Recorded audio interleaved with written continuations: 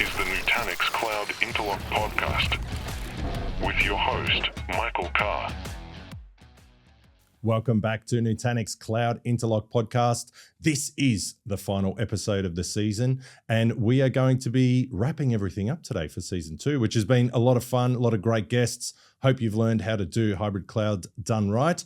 My partner in crime is with me here today again, Mr. Maxim. How are you, my friend? I'm good. How are you? Yeah, I'm good. I can't believe this is the final episode. Yeah, for season 2. Unsurprisingly, we have a lot of people coming up back to us and saying, hey, I want to move this to the cloud now. A lot. You didn't know they could do it so fast? No. Didn't know it was so cheap? No. And didn't know it was so safe? No. They've gone to AWS and said, hey, I'm going to AWS because I want to take advantage of these new services. When we had the hybrid cloud day, we were talking about taking legacy applications or legacy data sets, integrating that with the AWS services like Bedrock and more. But how complex is it if I want to actually now take that Nutanix workload and make it talk to something in AWS, like an EKS or an S3? What does that look like? Well, it's probably easier to draw than talk through. So do you want me to draw? Yeah, draw. You're very artistic. Wow. I apologize up front for my handwriting and drawing skills. Have you ever seen AWS architecture framework diagrams? Oh, maybe once before. Maybe once before. I've seen Yeah. it. Okay. This is AWS. Okay. Close enough to square, yeah. We'll say this is AWS cloud. Yep. And why we want to go to the cloud, as I said, we want to leverage cloud native services. Yeah. All the services that are either very hard or very expensive to build by yourself. Yeah. Or maintain them by yourself. So we have them here. I'll just put a dotted line here, just to draw a border. And I'll say here we have our cloud native. Something that you can leverage via API, but still keep your data on. So S3 is indeed there. The second thing that people probably would want to use is running some small RDS instances. Yeah. Okay. Right? Yep. Even though you can run them on Nutanix, but there's some databases that are not available from Nutanix. They will be available only from RDS. So Okay. I'll put RDS here. We had a great discussion at the hybrid cloud day about why you want your data to be in the cloud, or why you want to have some portion of your data in the cloud, maybe not the whole set. Yes. And the answer is, not surprisingly, AI. Yeah. If you want to train or retrain the model Yep. on your data, yes, you can do this on premises. That will be either very long or very expensive, or both. Yep. Right? Yep. Doing this in the cloud, much easier, much faster. I'm not saying cheaper, but indeed easier and faster. Yeah. So we'll just put an AI service AI, here. And that could be flavors of Bedrock, for example. Yeah. Okay. And that makes a lot of sense too, because you want to train your models on the most realistic data that you've got. So having your data up there, the right data sets up there to talk to the native services. Yeah, makes sense. And obviously you can keep them on S3. Yep. You can keep the data on S3 if you want. But what if the data changes? So S3 may not be the best place. I understand. Okay. What else? Probably the biggest one we're seeing at the moment is obviously Explosion, as they're trying to take at least the VMs to the next level, which is around workload. So EKS. EKS. Okay. Makes sense. Yeah. Okay. So you have all these services here. Yeah. So how do we get there?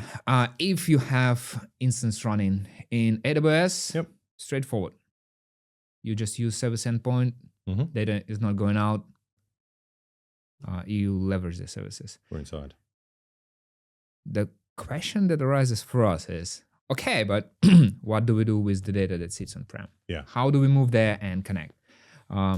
So what we need to do, the first thing you do when you set up your AWS account, put your organization, you create what? VPC. You create VPC. VPC. You're really good. They trained you well. So we will create a VPC here. Okay. Inside the VPC, we need to place a few things. So this is my AWS VPC. This is your AWS VPC. Okay. We haven't spoken about any Nutanix technology yet. This is all AWS native VPC. Yep. You configure that Through the console. Through the console. Yeah. You connect through the console. Then you generate a few API keys. You need that. And you put this API keys from here up to Nutanix. So you need to put that API keys there. Yeah. So our software can go and provision Nutanix cluster for you. Yes. Make sure our security policies are in place from day one. Governance. Yes. Makes sense. Yeah.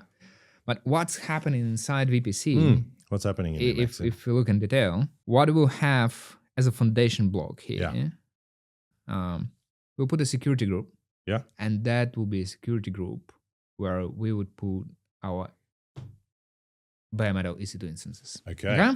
And that will be security group for our management. Okay. For Prism Central and for the move appliance. Okay. If we need to move the data.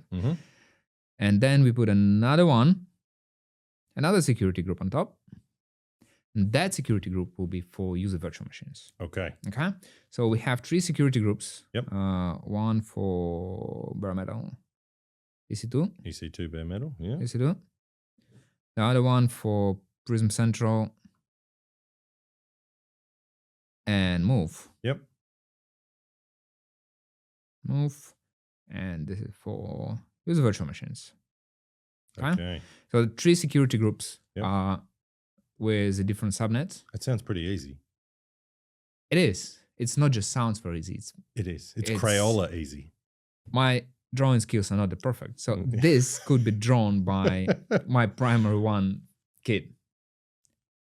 Moreover, you're probably not aware, but the youngest person who was certified on Nutanix, that was some time ago though. Okay. That was like 8 years ago. The guy probably now in university. He was 9. It was your son? No, it was That's not about mine. the right age, actually. Yeah, but he was 9. It was not my son. It was not your son. Okay. Yeah, it was not my son, but he was 9 years old. So we make technology really easy and really accessible. Crayola easy. I almost like this tagline. Crayola. Crayola easy. Yeah. So you have your security groups. You have your subnets. Yep. You now have your Nutanix cluster up and running here. Okay. Once you've done this, because this resides inside the VPC, inside the AWS native VPC, it's a matter of using the same service endpoints to connect to any of the services. Any of the native services. Any of the native services. Okay.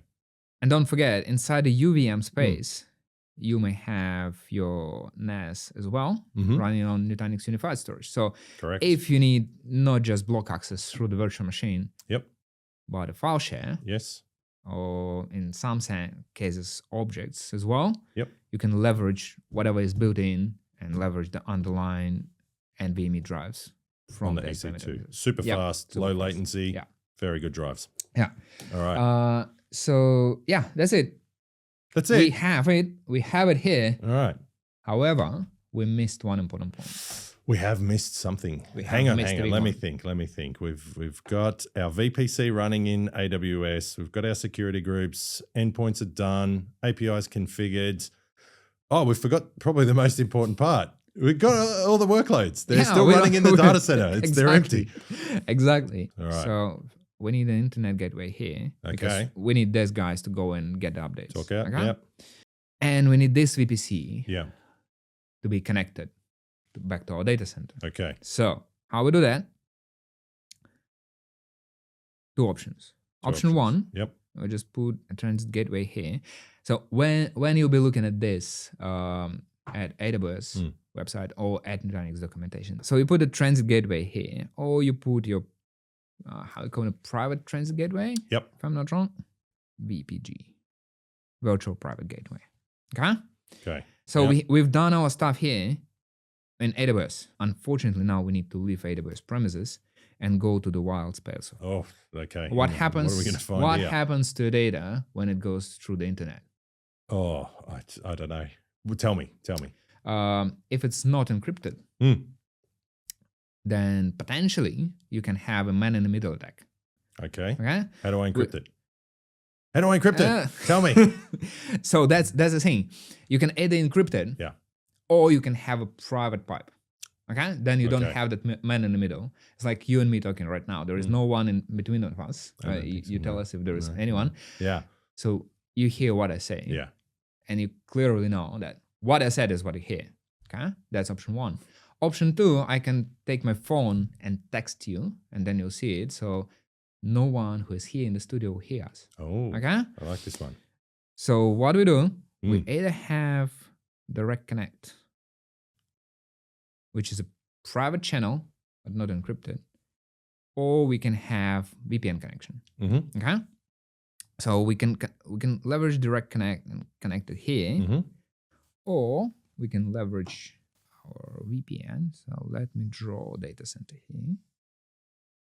Okay. Yeah, I love where you've drawn the DC here. That's our old school DC icon. Old school DC. Yeah, old school DC icon. Old school. Right. We do. Power. We have cooling. What else we have there? Power, cooling, Cooling, network. We have redundant, have to buy redundant services for everything. Don't forget all that N+2, N+3. You've all got all that idle hardware that's just sitting there doing nothing. Actually, remind me, we have to come back to that. Let's put a pin in that one. Okay. Yeah. And we have a lot of people. Right? Lots. So all those people, they're good people. What they do, they manage something that we'll just call virtualization platform. Okay. Okay, we call it virtualization platform, VP.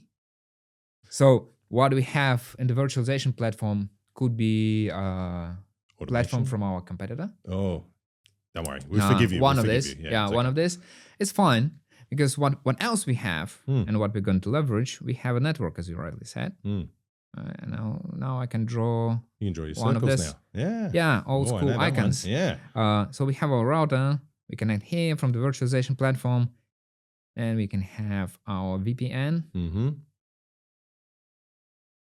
the appliance or just the software. Yeah. So we connect it here, and then we connect like that over the internet. Over the internet. Okay. So we've got option A or B. Yeah, we have two options. Yeah. We either leverage the private direct connect. Yep. So no one can see what we actually transfer, or we encrypt it and decrypt it on both sides. Yeah, and remember we had move here, which is an appliance. I do, yeah, move. Right? So what we do next, and now it's a line time. Ooh, okay. I'll connect my move appliance to my virtualization platform. Okay. Like that. And it's easy. It's easy. I probably forgot to say. Oh, but yes. because we leverage this, this network and this network could be the same network. Oh, this is that magical layer 2 stretching that we talk about. Yeah. Because we leverage something here called flow networking inside the Nutanix platform. Yeah. So we can create a subnets, which are exactly the same subnets as on your premises subnets. So when you move your VMs, you don't need to change IP addresses. No change IP, no change of MAC address. No. So one of the hardest things controlling on-prem, thousands of IP addresses, I don't have to worry about. Yeah, I don't have to worry about. You don't have to worry about. Actually, we're done. We're done. That can't be it. Yeah, we're done. That's it. All right. That's it. So we've got our DC on-prem. We're going through either the VPN, if you've got to get started, maybe you don't have direct connect, or you go through direct connect. We've installed the move appliances. We've stretched layer 2. Yep. And now we're moving VMs across. We did a one-click deploy in AWS. Yep. All the data's coming in. And now my endpoints are secure. Talking from within the VPC to the AWS native services, and I'm good to go. So I'm taking advantage now, Bedrock. If I want to use EKS, I can. Integration with S3 is all there. I've published all my API keys in the Nutanix portal. So if I want to provision a new bucket, I'm not worried about opening it out to the public. If I want to use a new distribution of EKS, I can go and do that to have a different security policy or runtime in it. And I'm secure up front. Okay.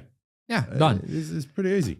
Okay, so we moved everything. Oh, you moved everything across. We moved everything. And as I said, we have our security, we have our data in place, one-click provisioning, secure endpoints, data is not flying over the internet.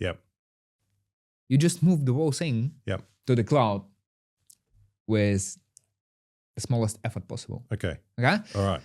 But there is one more thing that is missing here. So guess what? Oh, one thing that's missing in there, I think. Okay, so something to do with something to do with this part. Yeah. All right. I know. We had 30% of that spare capacity in the data center just for like DR or bursting capabilities. Let's focus on DR. Yeah, let's focus on DR. So those workloads that sit in data center, there's some of them that will have to stay there. Yeah. proximity to the data sources, various reasons. We're not going to go there. Yeah. In this case, you have to build a second data center. It's not very efficient. We have to find this. Otherwise, you have to keep 50% idle your resources. Just Yeah, idle. all the time. Yeah. Idle all the time. How we make it more efficient? We can leverage the fact that cloud from the beginning was about Scale. Exactly. So we can scale. We can scale pretty quickly in the cloud. That's a perfect use case for the DR. Okay. However, if you run DR in this config, somehow you still waste 50%. We can do one more thing. We can take the data from here. Yeah.